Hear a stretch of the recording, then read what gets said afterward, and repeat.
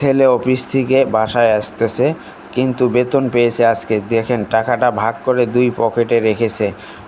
Calling bell দেওয়ার পরে তার স্ত্রী এসে দরজা খুলল, স্বামীকে দেখে খুশি হয়েছে।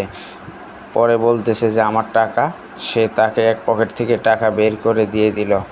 আবার সে সিঁড়ি দিয়ে উপরে যাচ্ছে, কিন্তু মা ডাক দেওয়ার পরে দাঁড়িয়ে গেল, মার কাছে গিয়ে বসলো। তারপরে মা বলল আমার টাকা।